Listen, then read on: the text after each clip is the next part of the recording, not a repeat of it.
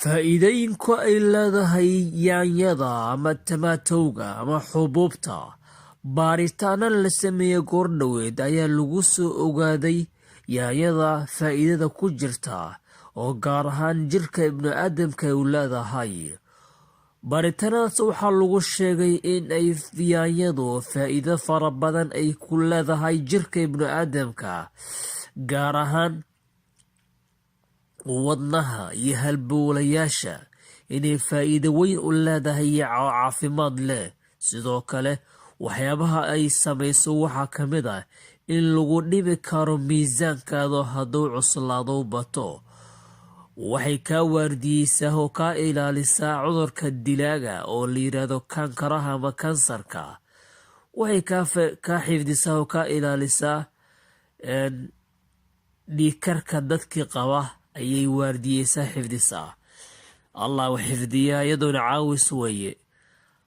waxyaabaha ay kontaroosha waxaa ka mid ah dadka qaba sonkorta ayay kontaroosha.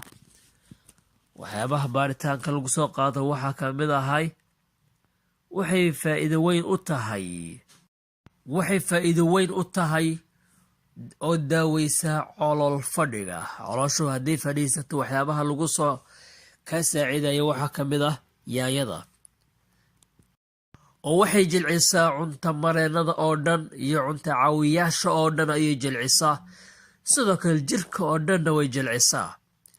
waxyaabaha ay aad ugu fiican tahay waxaa ka mid ah indhaha iyo aragtida ayaa ka mid ah, sida kaarotka kale ayay wax samaysaa. baaritaanadaas waxaa lagu soo qaatay yaanyadu inay faa'iido weyn u leedahay hooyada xaamilada ah. sidoo kale waxay kaa saacidaa kolestaroolka levelkiisa ayay kaa saacidaa.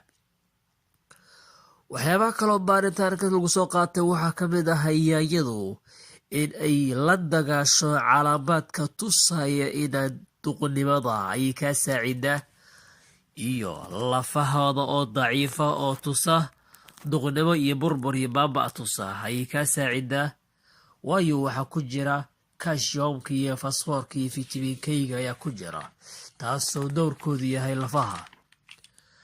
waxyaabaha kale aadka u yaab kale oo lagu soo qaatay waxaa ka mid ahay in ay kaa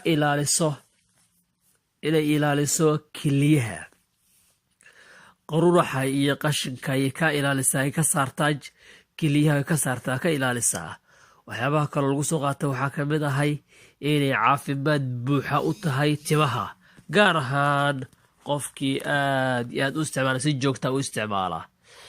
waxay fududaysaa xanuunka iyo karka lafa xanuunka ah, gaar ahaan kala goosyada iyo romatismka karka uu leeyahay ayay kaa fududaysaa.